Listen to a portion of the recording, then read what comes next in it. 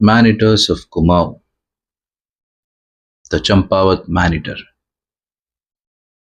It was year 1907. I had spent a lifetime in the jungles of India, but nothing quite prepares a man for the silent, suffocating terror of a village under siege by a man-eater.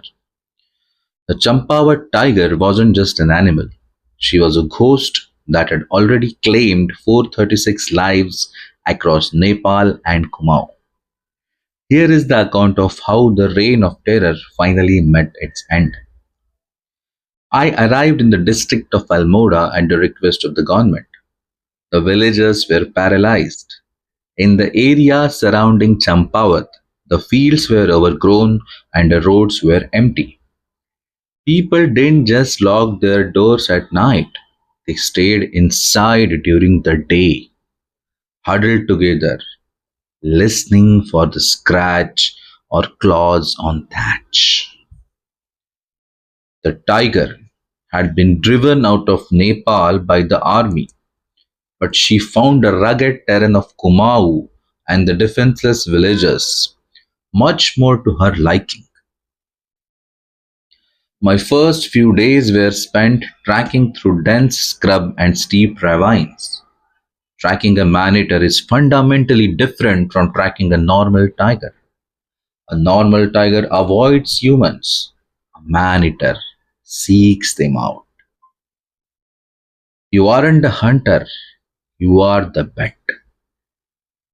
I found my first real lead when a young woman was snatched while gathering firewood. By the time I reached the spot, only a few blood-stained leaves remained. I followed the trail into a deep dark nalla. The silence of the jungle is usually peaceful, but here was heavy.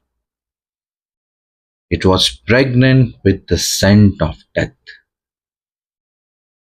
I found what was left of her, and it reinforced the grim reality of my task. The tiger didn't kill for sport, she killed because she was a specialist in human prey. And this is dangerous. The turning point came when the tiger took a 16-year-old girl right from the outskirts of Champawat village. I arrived while the village was still in the state of frantic mourning. This time, the trail was fresh. I followed the drag mark through a series of terrifying steep cliffs. As the sun began to dip, I realized I was losing sight. In the Kumaon hills, once the sun goes behind the peaks, the temperature drops and the shadows become teeth. I had to turn back, but I made a promise to the girl's father. I would not leave until the tiger was dead. The next morning, I knew I couldn't do this alone in the thick cover. I organized a bet. With the help of local tehsildar, we gathered nearly 300 villagers. Their job was to start at one end of the valley and make as much noise as possible. Drums, shouting, rolling rocks, anything to drive the tiger towards the narrow mouth of the gorge where I was waiting. I positioned myself behind a small rock on a game trail. It was a gamble. If the tiger decided to double back through the beaters, there would be a massacre. If she came forward, it would be just her and me. The cacophony began. From my position, I could hear the echoes of the drums bouncing off the limestone cliffs. For an hour, nothing. Then a flicker of movement. She didn't roar. She didn't crawl.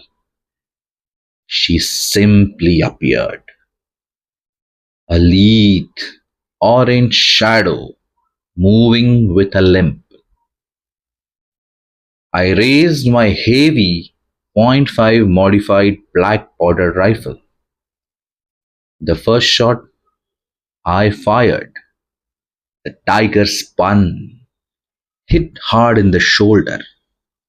The second shot, she scrambled towards a patch of cover, and I let fly with the second barrel. She collapsed, but she wasn't still. I was out of heavy ammunition. In my haste, I had only a few lighter shells for my smaller rifle. I had to move closer, closer than any sane man should to a wounded man-eater. Scrambled down the rocks, my heart hammering against my ribs like a trapped bird. I found her lying near a stream. One final shot to her head ended the nightmare that had lasted for nearly a decade. As the villagers descended from the hills, the silence was finally broken by the cheers that turned into tears of relief. When I examined the tigress, the reason for her habit became clear. Her upper and lower canine teeth was on right side were broken, the upper one in half, the lower one right down to the bone.